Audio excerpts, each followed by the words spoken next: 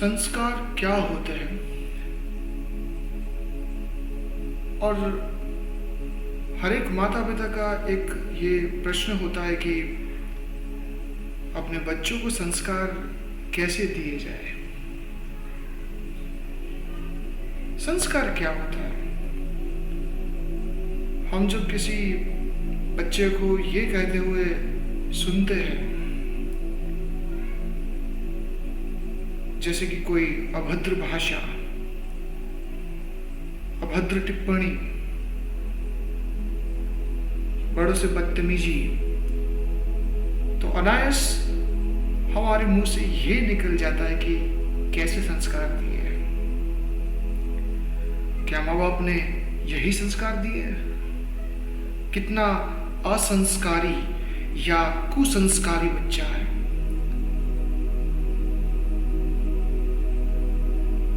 संस्कार किसे कहा जाता है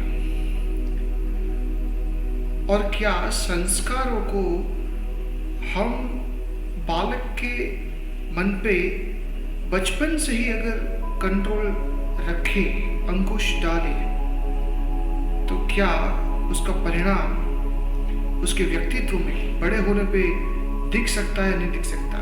ऐसे कई सारे प्रश्न हमारे सामने आते हैं। तो हम समझते हैं कि देखिए, कोई वृक्ष जब होता है तो वृक्ष बड़ा दिखता है, लेकिन सबसे पहले उस वृक्ष के बड़े होने से पहले जमीन पे कहीं ना कहीं उस वृक्ष का एक बीज डाला गया था। किसी ने डाला हो या अनायास कुदरती तौर पे डल गया हो, लेकिन धीरे धीरे धीरे वो बीज में से एक अंकुर पैदा होता है, और जब अंकुर पूरी तरीके से खाद, सूर्य प्रकाश उससे अंकुरित होता है, तब जाके घटादार वृक्ष का स्वरूप लेता है। संस्कार भी उसी की भांति होता है। ईश्वर जब किसी भी एक बच्चे को इस धरती पे पैदा करवाते हैं तो उसका मानस एकदम खाली होता है। ना विचार, ना क्रोध, ना ईर्ष्या, कुछ भी नहीं, एकदम खाली मन होता है। लेकिन धीरे धीरे धीरे वो बच्चा अपनी पंच इंद्रियों से अपने आसपास होने वाले विचारों को, अपने आसपास होने वाली घटना के वाइब्रेशंस को अपने में जकड़ना शुरू करता है, अपने में एब्जॉर्ब करना शुरू करता है, और वहीं से शुरू होते हैं संस्कार। साइंटिफिकली अगर हम संस्कार की बात करें तो संस्कार का मतलब होना चाहिए इंप्रेशन। देखिए, हम जो कुछ भी देखते हैं उसकी एक फोटो हमारे दिमाग में छप जाती है। समाज के तौर पे हम उसे अच्छे या बुरे में बांट सकते हैं कि कुछ अच्छा देखा, कुछ बुरा देखा, लेकिन कहीं ना कहीं कोई घटना दिमाग में छप जाती है, और मनोविज्ञान के हिसाब से वो घटना जितनी आपके हृदय को झंझोलती है, उतनी ही वो आपके मन में दूर तक जाती है, गहनता की ओर जाती है। इस उदाहरण से उसे समझते हैं कि मान लीजिए बचपन में किसी बच्चे ने अपने पिता को अपनी माता के ऊपर हाथ उठाते हुए देखा, वो इंप्रेशन उसके दिमाग में इतना गहन घर कर जाता है, क्योंकि जब वो घटना उसके आंखों के सामने हो रही होती है तो उसे मानसिक तौर पे, आत्मिक तौर पे एक गहन पीड़ा का अनुभव होता है। वो समझ ही नहीं पाता कि ये क्या हो रहा है। वो इंप्रेशन एक बीज की भांति काम करता है। अगर उस बीज पे समय अनुसार काम नहीं किया गया तो हो सकता है कि बड़े होते ही उसी बालक के मन में वो बीज वट वृक्ष होकर उसके व्यक्तित्व का आकार ले लिया। और हो सकता है कि जो घटना बचपन में उसके पिता ने उसकी माता के साथ किया था, वही घटना अब वो अपनी पत्नी के ऊपर भी रिपीट करे। और जब कोई उसे पूछे कि ये गलती क्यों कर रहे हो, तो शायद उसकी जवाब ये हो सकती है कि जब पापा ने किया था तब तो मुझे रोका नहीं गया। इसीलिए जब एक बालक को आप एक महान विचारों का धनी बनाना चाहते हैं, तो ये एकदम जरूरी हो जाता है कि उसे ऐसे संस्कार दिए जाए जो बड़े होके उसके व्यक्तित्व का भाग बने। लेकिन यही एक प्रश्न आता है हर माता पिता का कि ऐसे विचार कैसे दिए जाए, क्योंकि विचार ये कोई कंप्यूटर सॉफ्टवेयर तो है नहीं कि अपने दिमाग से निकाल के पेन ड्राइव में डाल के अगर बालक के दिमाग में उसको इंस्टॉल कर दिया जाए तो वो विचार वहां पे हावी हो जाए। ऐसा तो हो नहीं सकता। तो भारतीय परंपरा में संस्कारों को कैसे एक बालक के मानस पटल में डाला जा सकता है। तो इसलिए हमारे ऋषि मुनियों ने एक परंपरा बताई थी। उनका ये मानना था कि देखिए, ऐसे विचारों का आदान प्रदान ऐसे डायरेक्ट तो पॉसिबल नहीं है। तो क्या करना चाहिए कि हमें एज अ माता पिता, एज अ टीचर्स, एज शिक्षकगण ऐसे वातावरण की रचना करनी चाहिए कि वहां पे नेगेटिविटी की, नकारात्मकता की कोई संभावना ही ना रहे। क्योंकि जो भी उसकी इंद्रियों के सामने आएगा, बच्चे की इंद्रियों के सामने आएगा, वो ग्रहण हो जाएगा। अब आप चाहे या ना चाहे, उससे कोई फर्क नहीं पड़ता, लेकिन उसके सामने जो आएगा वो ग्रहण होता जाएगा। और जैसे जैसे वो ग्रहण बढ़ता जाएगा, उसका एब्जॉर्प्शन बढ़ता जाएगा, वैसे वैसे उसके मानस शास्त्र में प्राकृतिक रीत से कई प्रकार के प्रश्न पैदा होंगे। ऐसा क्यों हो रहा है, कैसे हो रहा है। एक अच्छे माता पिता का कर्तव्य यह है कि जब उसकी इंद्रियों में इस प्रकार के प्रश्न आते हैं तो उसे समझे और उससे प्यार से बातचीत करके उसे समझाने की कोशिश करें कि अच्छा क्या है, बुरा क्या है।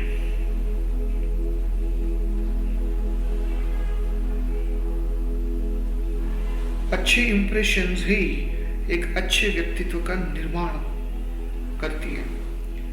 जब इंसान अपनी मृत्युशैया पे होता है तब कुछ बातें उसको रियलाइज होती है, कुछ बातों की उसको अनुभूति होती है कि जीवन भर ऐसी कई सारी बातें थी जो आखिरी सांस तक वो नहीं समझ पाया, और जब समझने की बारी आई जीवन ही नहीं बचा था। हो सकता है कि हम ये प्रश्न भी करते हैं अपने माता पिता से कि मैं कुछ चीजें क्यों ना करूं जो नकारात्मक होती है, क्यों मैं मांस ना खाऊं, क्यों मैं अंडा ना खाऊं, हिंसा करने में क्या बुराई है, पूरी दुनिया करती है। रिश्वत लेने में क्या बुराई है, हमारे डिपार्टमेंट में तो सब लेते हैं। अनीति, अनएथिकल प्रैक्टिस करने में क्या बुराई है, सब करते हैं। और अगर हमने थोड़ा कर लिया तो क्या जाएगा। हो सकता है कि शायद ये बात आखिरी सांस में समझ में आए, आखिरी सांस में समझ में आए कि क्यों ये चीज नहीं करनी चाहिए। तो बच्चों को जब हम संस्कार देते हैं, उसके दिमाग में से कई सारी इंप्रेशंस डालते हैं, तो बचपन से ही उसका तर्क भी उसे समझाना चाहिए कि क्यों उसे ये करना है, क्यों उसे नहीं करना है। चलो उसको एक केस स्टडी के तौर पे समझते हैं कि मान लीजिए एक बच्चे को आपको ये समझाना है, एक ऐसी इंप्रेशन दिमाग में डालनी है जो उसके दिलो दिमाग और एवं मन और हो सके तो आत्मा तक पहुंच जाए तो उसको कैसे हम डालेंगे? तो यहाँ पे जो प्रथम चरण आता है संस्कार का, वो है एनवायरमेंटल क्रिएशन, लाइक एक ऐसे वातावरण का उद्भव करना। देखिए, कई माता पिता मैंने देखे हैं कि वो देर तक सोते हैं, आलस करते हैं, बच्चों के सामने शराब पीते हैं, सिगरेट पीते हैं।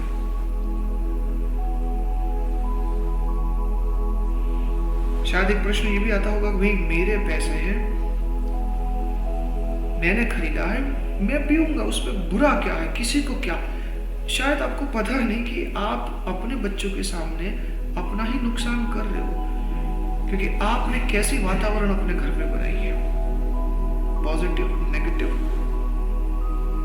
और उसकी इंपैक्ट उसके मानस में क्या आएगी, उसका भी तो अध्ययन होना चाहिए।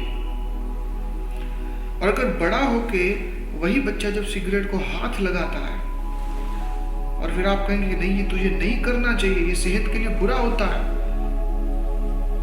किस मुंह से आप उसे कहते हो? आप ही ने तो उसे वो वातावरण दिया था जहां से उसने वो इंप्रेशन पकड़ लिया, और दिमाग में ये वो इंप्रेशन प्रिंट होना ही तो संस्कार है, वही तो संस्कारीकरण है,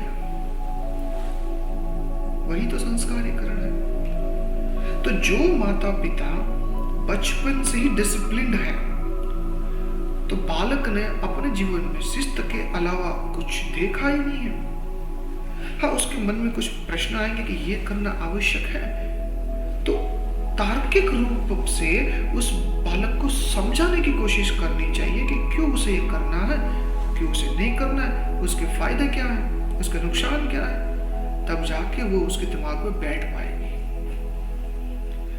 अगर मुझे बालक को ये समझाना है कि सत्य क्यों बोलना चाहिए और झूठ किन परिस्थितियों में बोलनी चाहिए, क्योंकि कभी कभार ये भी तो समझाना आवश्यक है कि झूठ बोलने से अगर जन कल्याण होता है, एक बड़ी सी जन भावना गलत रास्ते पे जाते हुए बच सकती है, तो झूठ बोलना ये पाप नहीं। अगर ये इंप्रेशन बालक के दिमाग में डालनी है तो हम कैसे डालेंगे? सबसे पहले वातावरण। और देखिए, वातावरण क्रिएट करने में, विचारों का इंस्टॉलेशन करने में जो भूमिका कहानियों ने बनाई है, शायद इस विश्व में आज तक ऐसी भूमिका कोई नहीं बना पाया। बच्चों को आप कहानियां सुनाइए, और अगर कहानियां नहीं मिल रही तो उसे बनाइए।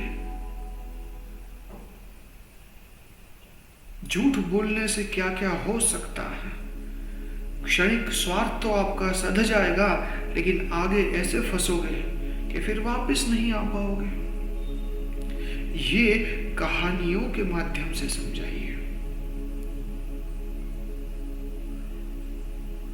बच्चे बहुत प्रश्न करते हैं, मैं जानता हूं, हालांकि वो प्रश्नों के तार्किक एवं सही तरीके से उत्तर दिए जाए तो वही उनके संस्कार बन जाएंगे। जैसे कि बच्चों में अगर ये भावना डालनी है कि कैसे कोई भोजन हो उसे मिल बांट के खाना चाहिए, अकेले नहीं, खास करके जब आप खा रहे हैं और आपके ही मित्र स्कूल में आपको देख रहे हैं और आप अकेले खा रहे हो, ये कितने बैड मैनर्स है। वो बैड मैनर्स का बैड फील कैसे करवाओगे आप उसे? तो उसका सबसे पहला जो स्टेप है वो कि आप स्वयं मिल बांट के खाएं। अगर आप कोई चीज लाए हैं तो अकेले मत खाइए, घर में अपने भाई, अपनी बहन अगर है, अपने जितने भी परिवार के लोग हैं उनके साथ बांटने की प्रवृत्ति कीजिए। बच्चा ये देख के स्वयं समझने लगेगा कि नियम क्या है, कुछ भी आए अकेले नहीं खाना। अगर इस संस्कार को और ज्यादा सुदृढ़ बनाना है तो उसे एक कहानी, एक वार्ता उसे समझाइए। आप कुछ भी वहां पे कैरेक्टर ले सकते हैं, जैसे कि एक खूबसूरत जंगल था, उस जंगल में एक खूबसूरत नदी थी। नदी के किनारे एक सुंदर सा पेड़ था और पेड़ के ऊपर एक बंदर रहता था। लेकिन बंदर भाई बड़ा स्वार्थी हुआ करता था। यहाँ पे जब आप स्वार्थी शब्द का प्रयोग करेंगे, बच्चा अवश्य पूछेगा कि पापा ये स्वार्थी क्या होता है। तो यहाँ पे आपको देखिए एज ए शिक्षक एक अपॉर्चुनिटी मिल रही है कि आप अपने बच्चों के दिमाग में कुछ डाउट्स क्लियर करवा पाओ। तो आप बताइए कि स्वार्थी वो व्यक्ति होता है जो सिर्फ अपने बारे में ही सोचता है, दूसरों के बारे में नहीं सोचता है। तो बच्चे के दिमाग में एक और प्रश्न आएगा कि अपने बारे में सोचना बुरा क्या है। तब आप उसे ये समझा सकते कि देखिए, जो अपने बारे में ही सोचता है, दूसरों के बारे में नहीं सोचता, वो बुरा आदमी होता है। बुरा आदमी क्यों होता है? क्योंकि जो अपने बारे में ही सोचता है, दूसरों के बारे में नहीं सोचता, तो उसे दूसरों की पीड़ा का एहसास नहीं होता। और अगर दूसरों की पीड़ा आपको महसूस नहीं होगी, दूसरों के दुख और दर्द आप स्वयं महसूस नहीं कर सकते, तो आप एक संकुचित जीव बन के रह जाएंगे। आप कभी सत्कर्म नहीं कर पाएंगे और जीवन में खुशी एवं आनंद पाने के लिए इस प्रकार के सत्कर्म करना आवश्यक है। दूसरा ये भी हम समझा सकते हैं कि बांट के खाने से एक अद्भुत आनंद मिलता है, एक संतोष की भावना होती है, इससे प्यार बढ़ता है, इससे मित्रता बढ़ती है। देखिए कितनी पॉजिटिव बातें हम बच्चों के दिमाग में आराम से डाल सकते हैं। तो इस बंदर की कहानी में फिर हम ये ऐड कर सकते हैं कि वो बंदर स्वार्थी था, अपने बारे में ही सोचता रहता था। वो जितने भी फल लेके आता था स्वयं खाता था। आसपास चिड़िया थी, चिड़िया के बच्चे थे, नीचे एक कछुआ रहता था, उसे भी वो शेयर नहीं करता था। लेकिन एक दिन ऐसा हुआ कि एक भयानक बारिश आई और कई दिनों तक बंदर खाना ढूंढने नहीं जा पाया। अब जब वो इतना स्वार्थी हो गया था, किसी के साथ खाना नहीं बांटा, तो उसके कोई मित्र भी नहीं थे। दूसरे प्राणियों एवं पक्षियों का उसके प्रति जो भाव था वो मित्रता का नहीं था। वो तो उसे एक उपेक्षा की दृष्टि से देखते थे कि ये कैसा बंदर है, अकेला ही जीता रहा। तो उसने जब वो नहीं बांटा तो उसके दुख के समय में कोई उसका हालचाल पूछने नहीं आया। उसे बहुत भूख लगी थी, बहुत भूख लगी थी।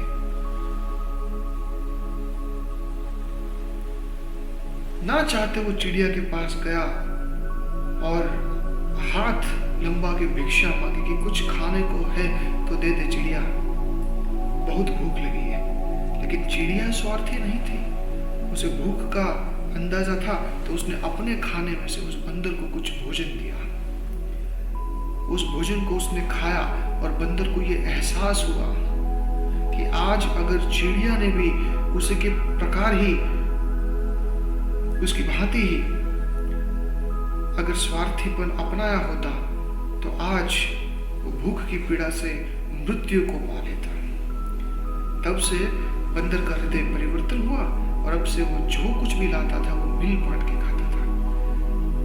देखिए, शायद एज अ माता पिता हम कुछ बातें बच्चों को सीधी तौर से नहीं समझा सकते, लेकिन इस प्रकार की अद्भुत सकारात्मक वार्ता, इस प्रकार की सकारात्मक बातें कह के बालक के मानस में अद्भुत संस्कारों का सिंचन करवा सकते हैं। अब समस्या ये भी है कि हर कोई हर कोई इंसान इतना सृजनात्मकशाली नहीं हो सकता कि वो अपने स्वयं ही ऐसी कहानियां विकसित कर सके। इसलिए माता पिता के तौर पे भी हमें कुछ अध्ययन अवश्य करना चाहिए, कम से कम ये जिम्मेदारी लेते हुए कि हम अगर कुछ कहानियां पढ़ेंगे तो हमारे लिए नहीं, हमारी जिंदगी तो बहुत आगे आ चुकी है, लेकिन बच्चों को उस कहानियों के जरिए हम कुछ अच्छे पाठ पढ़वा सकते हैं। आज समाज में जब देखते हैं तो काफी ये दुर्भाग्यपूर्ण दिखता है कि माता पिता ने बच्चों को मोबाइल,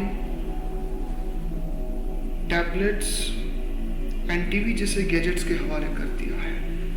और कभी कभार तो मैंने यहाँ तक ऑब्जर्व किया है कि वो ये तक नहीं देखते कि बच्चे जो कंटेंट देख रहे हैं वो कितने विनाशकारी हो सकते हैं उनके मानस के लिए। यूट्यूब के शॉर्ट्स वो स्क्रॉल कर रहे हैं और कभी कभार इतने एडल्ट कंटेंट बच्चों के सामने आते हैं, लेकिन माता पिता का ध्यान ही नहीं रहता। और यही चीज है कि उसके वातावरण में जो चीजें प्रवेश होगी वो सीधे उसके मानस में दाखिल हो रही है, और माता पिता को ये ध्यान ही नहीं रहते कि कुछ शब्द, कुछ अभद्र टिप्पणियां जब बच्चों के मुंह से निकलती है अनायास ही, तो वो हैरान रह जाते कि ये बातें उसने कहां से सीखी, कहां से उसने पकड़ी। एक उदाहरण देना चाहता हूं कि मैंने ये स्वयं अनुभव किया है कि एक बच्चा जब दूसरे बच्चे से झगड़ा होता है तो ऐसी वाणी बोलता है कि मैं तुझे जान से काट दूंगा, तुझे काट के तेरे टुकड़े टुकड़े कर दूंगा।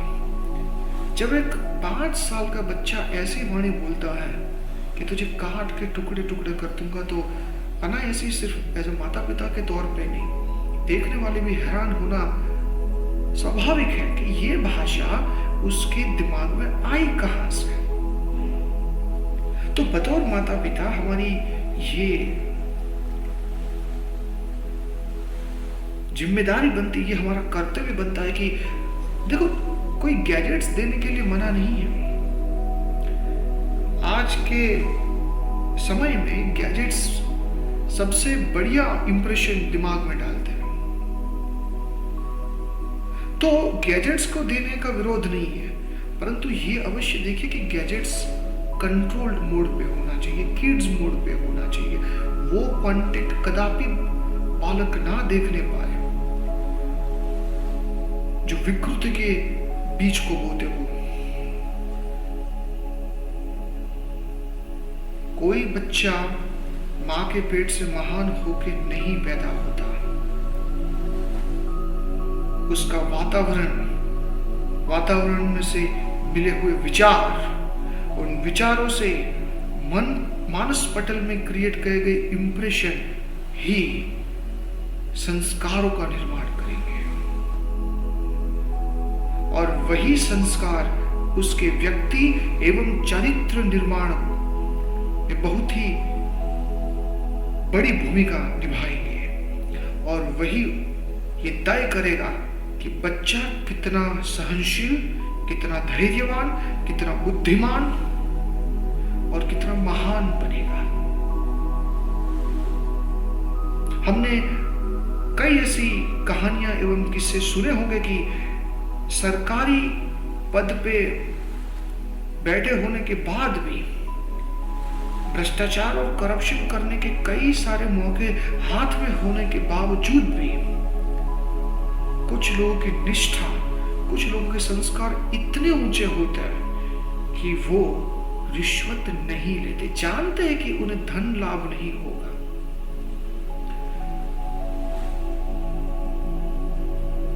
कितना अद्भुत त्याग और कितना अद्भुत संयम, लेकिन वो संयम का जो संस्कार है वो बचपन में मिले हुए वातावरण के ऊपर है। तो it is the request to all the parents that create wonderful environment for your child. और 5 साल के पश्चात अगर हम घर पे ऐसे अद्भुत वातावरण का निर्माण नहीं कर सकते जो शिस्तबद्ध हो, तो ऐसी पाठशाला, ऐसे स्कूल का हमें चयन करना चाहिए जहां पे इस प्रकार के अच्छे संस्कार दिए जाते हो। सुबह की प्रार्थना, इस ब्रह्मांड के इकलौते प्राणी न होने की भावना, कोई तो है जिसने इस जगत का निर्माण किया है, उसके प्रति ग्रेटिट्यूड की भावना,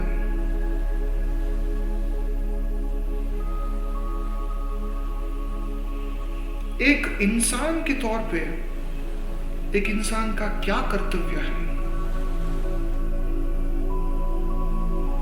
एक उच्च मानव बनने के लिए क्या क्या क्वालिटीज होनी चाहिए।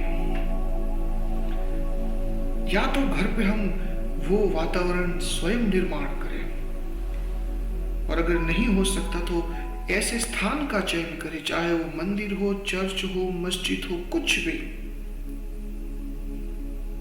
कोई पाठशाला हो, कोई धर्मशाला हो, कोई गुरुकुल हो,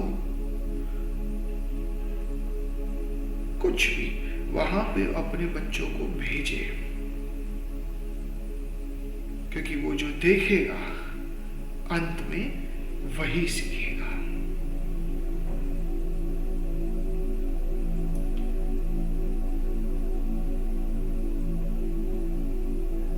जितनी जिम्मेदारी शिक्षकों के कंधे पे है बच्चों के चरित्र निर्माण का, उतना ही कर्तव्य माता पिताओं का भी बनता है। तो सबसे मेरी नम्र निवेदन है कि